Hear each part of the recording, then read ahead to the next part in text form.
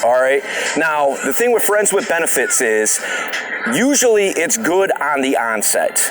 Everybody's on the same page. You know, you like hanging out together. You're not in a relationship. You just kind of like banging and hanging out, and that's that. There's no responsibilities to each other or anything like that. Almost inevitably, what happens, and this isn't across the board in a 100% context, but what does happen I would think more often than it doesn't, is somebody catches feelings. Hey, what's up, guys? Dale Valor here for Modern Valor Dating.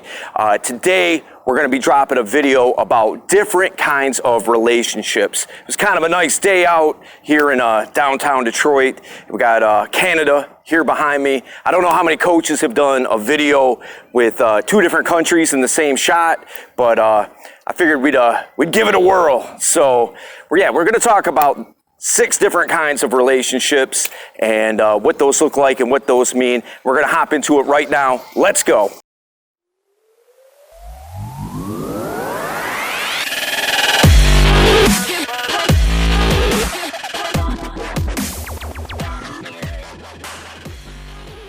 All right, the first relationship that we're going to talk about is probably the most common.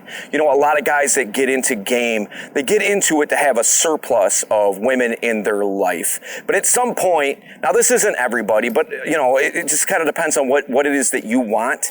But at some point, most guys want a girlfriend at the end of the day, at some point in their life, you know, and so what that relationship looks like, and many of you guys have been in these kind of relationships before, and you know, so it's kind of a thing of like you kind of know what it is, but let me break it down.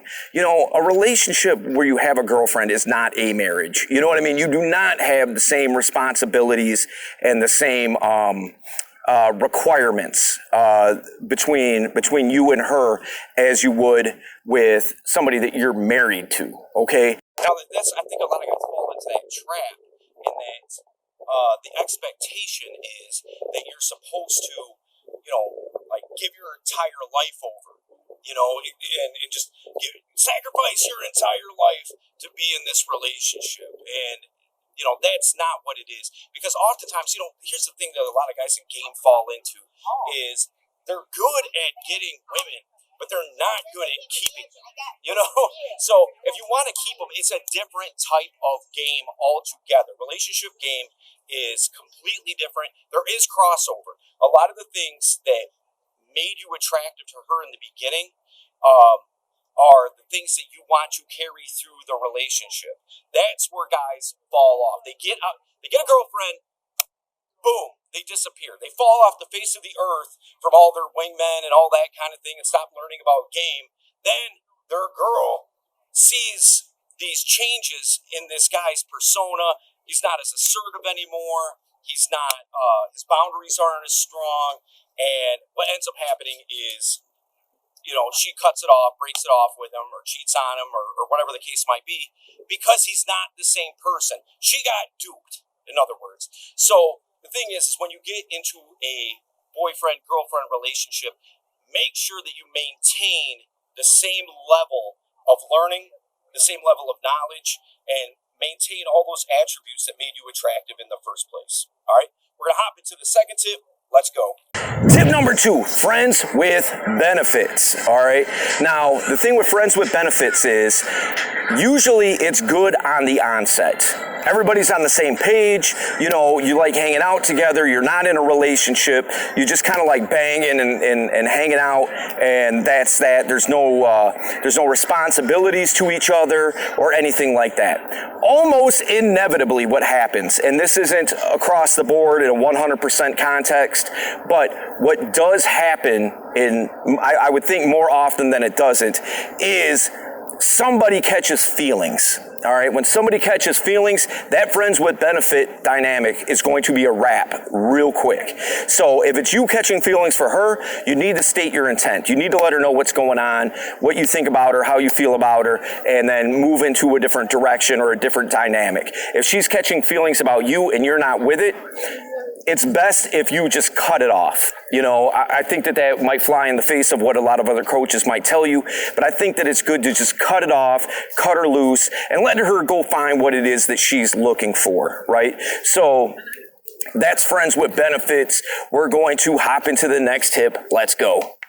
Number 3, having a wife, all right?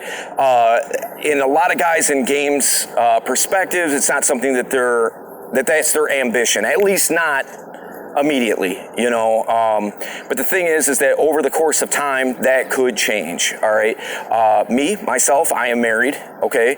So I'm a guy that's in game that is also married as well. Me and my wife, we have a open relationship, which I will talk about in a later tip here. But, you know, the thing is that when you have that, of all these relationships, I would suggest that that's where communication is the most key. You know, knowing what each other expects of each other and being on the same page as much as possible all the time. But as the man, you should be the one setting the agenda. You should be the one that's making the plans, that's making things move forward. Because in a lot of contexts, it's a business relationship. You know, it's kind of, a lot of people would think that that's somewhat cold and somewhat clinical. But the thing is that it's true. You know, you're combining monies. You're combining a lot of things in your life, almost everything on some level. And everybody has to be on the same page. And you should be the one that's setting the agenda, making the plans, making sure, things get done, all that kind of stuff. Because what you don't want is to be in a marriage with somebody who is frustrated with you, that is, starting to resent you. And you have to see that person all the time. That is something you don't want, and I would recommend you steer clear of that. A question that I often get asked is, should you get married? Here's my thing. I would be a hypocrite if I said you shouldn't, because I am. But this is what I would say. I would say be very cautious about it. Make sure that you screen extremely well. All right. Leave no stone unturned. All right. Make sure everything in that relationship is, on the up and up, and it's somebody that you can ultimately trust with your life, with everything that your life involves, so I would never say don't get married, but what I would say is be very, very, very cautious. All right, we're going to hop into the next tip. Let's get it. Tip number 4, open relationships. This is for some people, it is not for everyone. It sounds good in theory, but is not always suitable for everyone, particularly if jealousy is an issue. Now, here's the thing about open relationships. An open relationship could be whatever rules that you and your significant other, that you make it, okay? It's not, 100% across the board, like, it has to be this way or that way. It's whatever the two of you decide an open relationship looks like. Some people call, there's a term called monogamish, meaning you're monogamous mainly. You know what I mean? And so sometimes there's exceptions, sometimes there's things like that. Then you have other people that it's just a open relationship across the board. Everybody can just do whatever they want. Okay, like I'll give you a case in point. Me and my wife's dynamic looks like this. My wife is interested in women. She dates whoever that she wants, that is a female that she's attracted to. Every female that she's attracted to is not somebody that I'm attracted to, okay? Different strokes for different folks, I guess. But the thing is that she's open to being with, any woman that, she sees fit or that's down. And sometimes those things turn into threesomes and things like that. But obviously it has to be somebody that I'm attracted to. And if the other party is open to it, then it's something that we're down for, and hey, we knock it out. But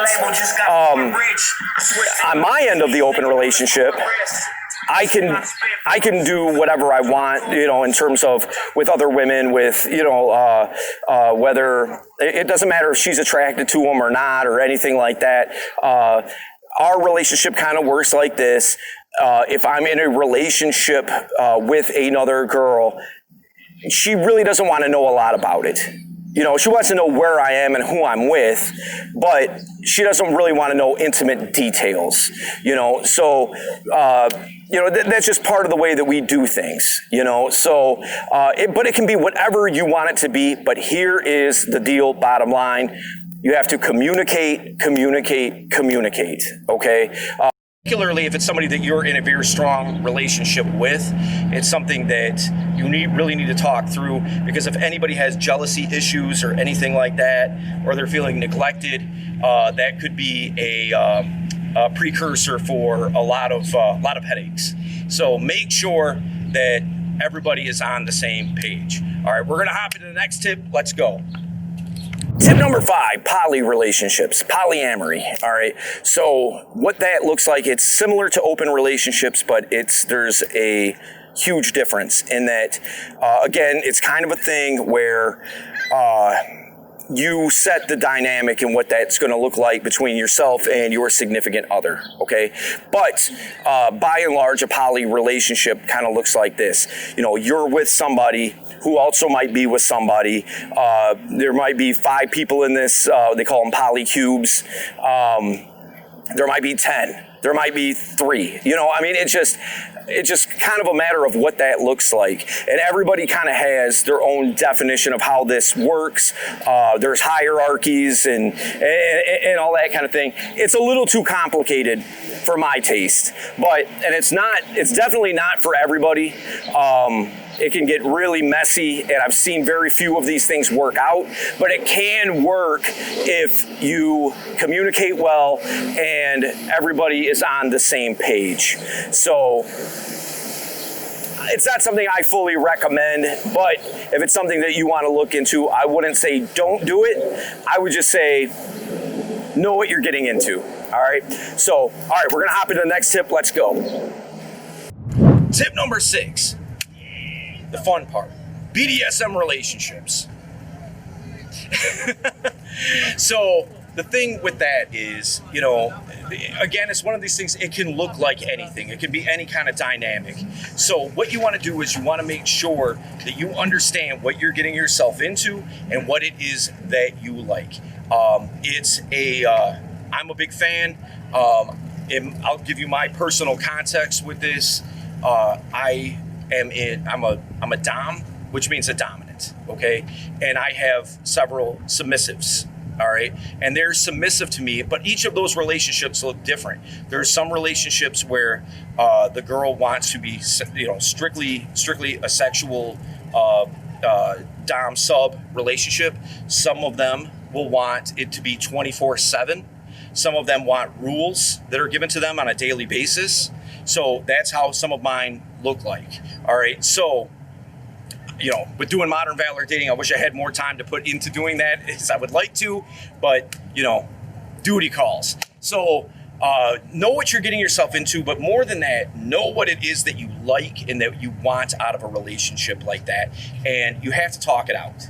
You know, there has to be one of those things, everybody being on the same page. You know, that seems to be a common theme in this video. Everybody needs to communicate.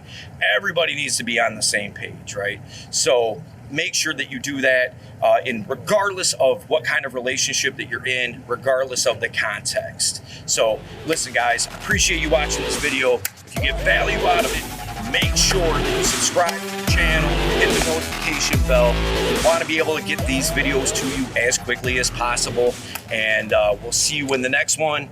Dale Valor for Modern Valor Dating. Salute.